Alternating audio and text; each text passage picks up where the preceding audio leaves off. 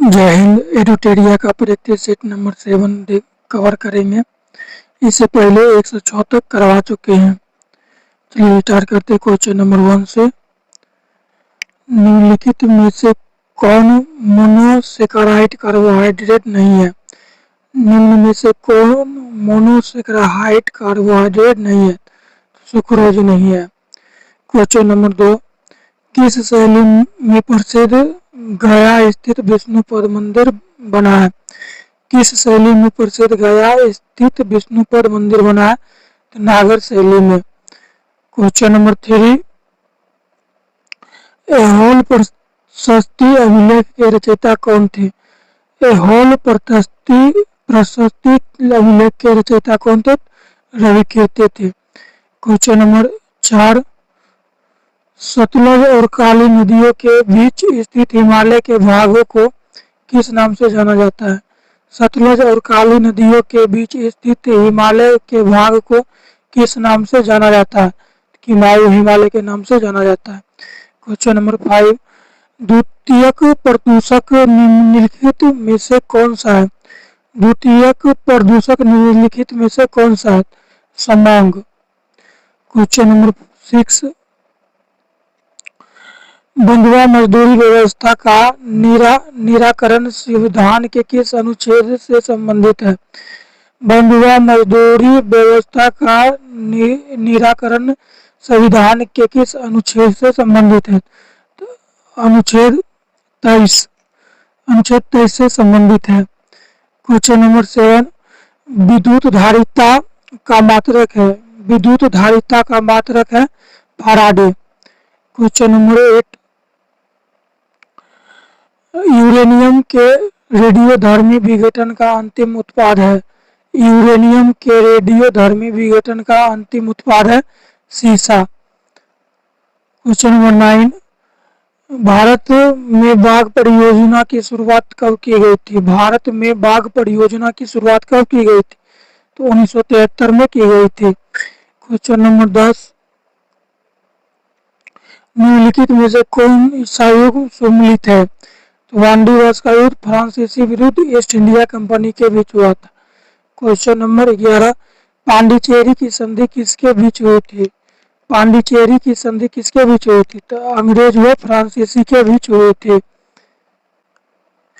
Question number 12, the economic history of India के धन के निकासन के सिद्धांत की व्याख्या की गई है। इस पुस्तक के लेखक कौन है? The economic history of India में धन के निकासन के सिद्धांत की व्याख्या की गई है। इस पुस्तक के लेखक कौन है? रमेश चंद्र दत्त है।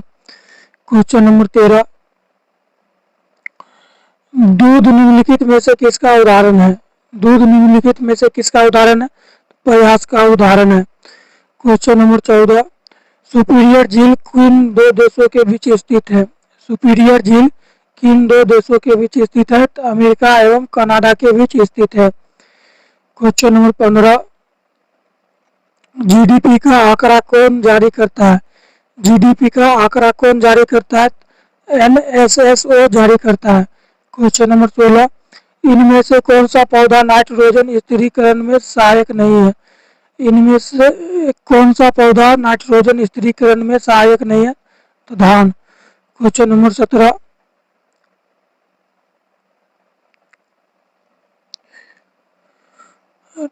TRYSEM योजना निम्न में से किससे संबंधित है?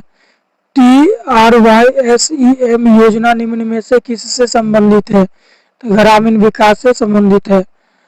निम्नलिखित में से कौन सा देश बाल्टिक देश नहीं है? निम्नलिखित में से कौन सा देश बाल्टिक देश नहीं है? तो बेलारूस नहीं है। क्वेश्चन नंबर 19, आधुनिक भारत का प्रथम राष्ट्रवादी कवि किसे कहा जाता है? आधुनिक भारत का प्रथम राष्ट्रवादी कवि किसे कहा जाता है? हेनरी विवियन थॉरेौ को कहा जाता है। क्वेश्चन नंबर 20, कौन व्यक्ति तीनों गोलमेज सम्मेलन में उपस्थित नहीं थे?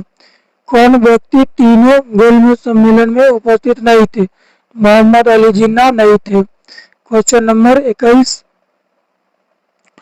निम्न में से कौन सा विषय समवर्ती सूची के अंतर्गत नहीं आता है? निम्न में से कौन सा विषय समवर्ती सूची के अंतर्गत नहीं आता है? पंचायती राज नहीं आता है। क्वेश्चन नंबर 22, जल में वायु का बुलबुला किसकी भांति व्यवहार करता है? जल में वायु का बुलबुला किसकी भांति व्यवहार करता है? अब तो लेंस के भांति व्यवहार करता है। क्वेश्चन नंबर 23, निम्नलिखित में कौन सम्मिलित नहीं है? पागलपंती विद्रोह, मजनून शाह व चिराग अली शाह, ये सम्मिलित नहीं है। क्वेश्चन नंबर 24, निम्नलिखित युद्ध को कालक्रम अनुसार व्यवस्थित करें। निम्नलिखित युद्ध को कालक्रम अनुसार व्यवस्थित करें। पहले कौन है? प्रथम कर्नाटक युद्ध, उसके बाद वेदरा का युद्ध, उसके बाद वांडीवास का युद्ध, उसके बाद प्रथम आंग्लो मैसूर युद्ध। तो 24 का डी। क्वेश्चन नंबर 25, किस बौद्ध संगीति के दौरान अभिधम्म पिटक की रचना की गई? किस बौद्ध संगीति के दौरान अभिधम्म पिटक की रचना की गई? तृतीय बौद्ध संगीति में। क्वेश्चन नंबर 26, निम्नलिखित घटनाओं का सही कालक्रम है। निम्नलिखित घटनाओं का सही कालक्रम है। पहले अगस्त प्रस्ताव, उसके बाद व्यक्तिगत सत्याग्रह, उसके बाद क्रिप्स मिशन, उसके बाद भारत छोड़ो आंदोलन। 26 का ए। क्वेश्चन नंबर 27, निम्नलिखित में कौन सी नदी विषुवत रेखा को 2 बार काटती है? निम्नलिखित में से कौन सी नदी विषुवत रेखा को 2 बार काटती है? कांगो नदी काटती है। क्वेश्चन नंबर 28, कार्टाजेना प्रोटोकॉल का संबंध किससे है? कार्टाजेना प्रोटोकॉल का संबंध किससे है? जैव सुरक्षा से। क्वेश्चन नंबर 29, चश्मे के लेंस किस कांच से बनाए जाते हैं? चश्मे के लेंस किस कांच से बनाए जाते हैं? क्रूक्स कांच से बनाए जाते हैं। क्वेश्चन नंबर 30, निम्नलिखित नगरों में किस एक नगर का संबंध महावीर से नहीं है? निम्नलिखित नगरों में किस एक नगर का संबंध महावीर से नहीं है? लुम्बिनी। क्वेश्चन नंबर 31, निम्न में से कौन सा सम्मिलित नहीं है? निम्न में से कौन सा सम्मिलित नहीं है? सही सम्मिलित नहीं है, सही बोल रहा है। कुलीचरी अजमेर। 31 का डी। क्वेश्चन नंबर 32, मोढेरा का सूर्य मंदिर किस राज्य में स्थित है? मोढेरा का सूर्य मंदिर किस राज्य में स्थित है? तो गुजरात में स्थित है। क्वेश्चन नंबर 33, निम्नलिखित में से कौन सही सम्मिलित नहीं है? तो महाजरनामा 1578 सम्मिलित नहीं है। क्वेश्चन नंबर 34, वंशधारी व्यवस्था में 2 अस्पा का प्रचलन किसने किया? वंशधारी व्यवस्था में 2 अस्पा का प्रचलन किसने किया? तो जहांगीर ने किया था। क्वेश्चन नंबर 35, चौसा का युद्ध कब हुआ था? चौसा का युद्ध कब हुआ था? 1539 ईस्वी में हुआ था। क्वेश्चन नंबर 36, निम्न में से कौन सा विकल्प बंधों की क्रियाशीलता से सही क्रम में दर्शाता है? निम्न में से कौन सा विकल्प बंधनों की क्रियाशीलता के सही क्रम में दर्शाता है? एकल बंध, द्विबंध, त्रिबंध। क्वेश्चन नंबर 37,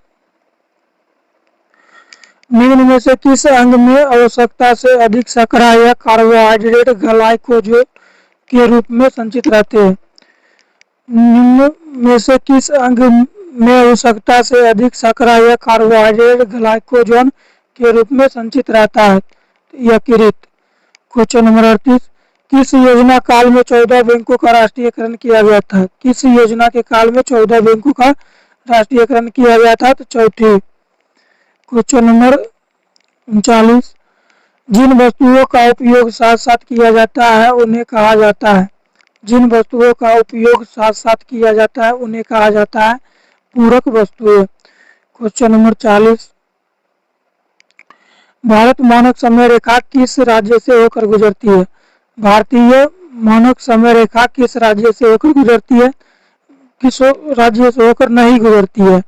नहीं गुजरती है तो हिमाचल प्रदेश से नहीं गुजरती है। क्वेश्चन नंबर 41, निम्नलिखित में से कौन सम्मिलित नहीं है? निम्नलिखित में से कौन सम्मिलित नहीं है? तो बामडीला उत्तराखंड ये सम्मिलित नहीं है। क्वेश्चन नंबर 42, भारत में पश्चिमी तट की अपेक्षा पूर्वी तट पर चावल की पैदावार अधिक क्यों होती है? भारत में पश्चिमी तट की अपेक्षा पूर्वी तट पर चावल की पैदावार अधिक क्यों नहीं होती है? पूर्वी तट पश्चिमी तट से चौड़ी है तथा डेल्टा क्षेत्र है। क्वेश्चन नंबर 43, केंद्र और राज्य विधायी संबंध संविधान के किस भाग में उपबंध किया गया है?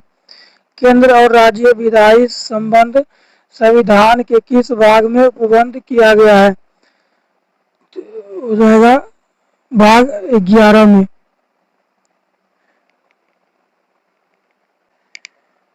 क्वेश्चन नंबर 44, राष्ट्रपति पर महाभियोग की प्रक्रिया प्रारंभ करने के लिए कितने सदस्यों का हस्ताक्षर होना चाहिए?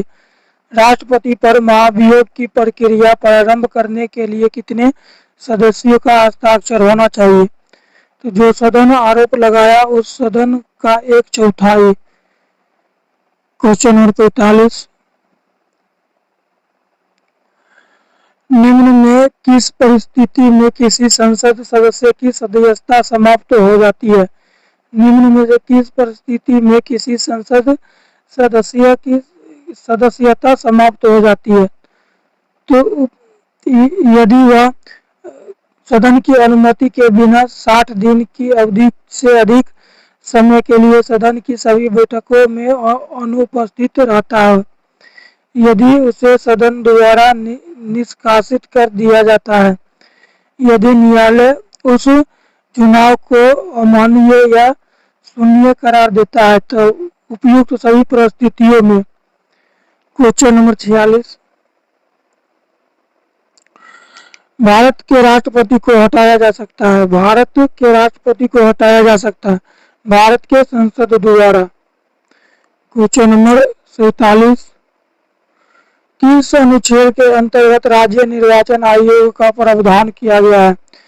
किस अनुच्छेद के अंतर्गत राज्य निर्वाचन आयोग का प्रावधान किया गया है? तो अनुच्छेद 243 के। क्वेश्चन नंबर 48, किस संविधान संशोधन में पिछड़े वर्ग संबंधित आयोग का प्रावधान है?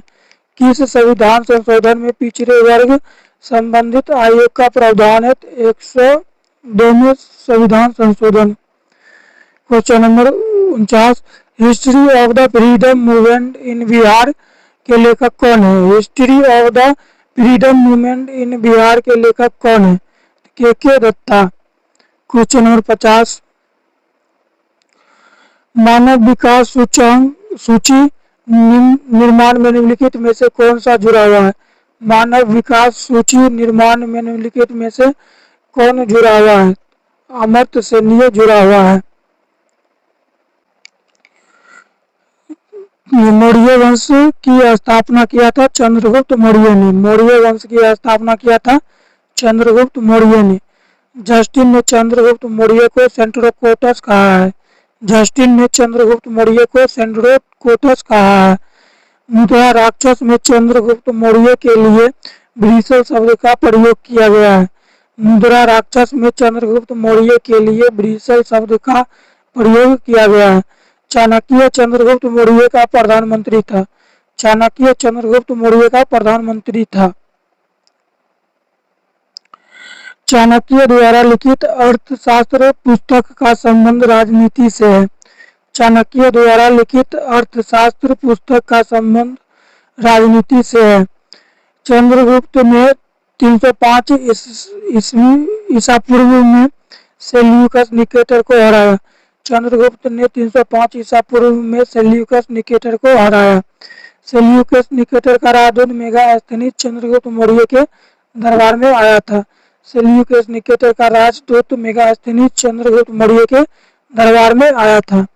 इंडिका पुस्तक की रचना मेगास्थनीज द्वारा की गई। इंडिका पुस्तक की रचना मेगास्थनीज द्वारा की गई। चंद्रगुप्त मौर्य जैन धर्म का अनुयायी था तथा इसने भद्रभाव से जैन धर्म की दीक्षा ली थी। नेक्स्ट, चंद्रगुप्त मौर्य का उत्तराधिकारी था बिंदुसार। चंद्रगुप्त मौर्य का उत्तराधिकारी था बिंदुसार। इसे मित्र घात के नाम से जाना जाता है। इसे मित्र घात के नाम से जाना जाता है। इसे वायु पुराण में भद्रसार कहा गया है। इसे वायु पुराण में भद्रसार कहा गया है। इसे जैन धर्म में सिंहसेन कहा गया है। इसे जैन धर्म में सिंहसेन कहा गया है। बौद्ध विद्वान तारानाथ ने बिंदुसार को 16 राज्य का विजेता बताया है। बौद्ध विद्वान तारानाथ ने बिंदुसार को 16 राज्यों का विजेता बताया है। बिंदुसार का उत्तराधिकारी हुआ अशोक। बिंदुसार का उत्तराधिकारी हुआ अशोक 269 ईसा पूर्व मगध की राजगद्दी पर बैठा। 269 ईसा पूर्व मगध की राजगद्दी पर बैठा। अपने राज्याभिषेक के समय यह अवंती का राज्यपाल था।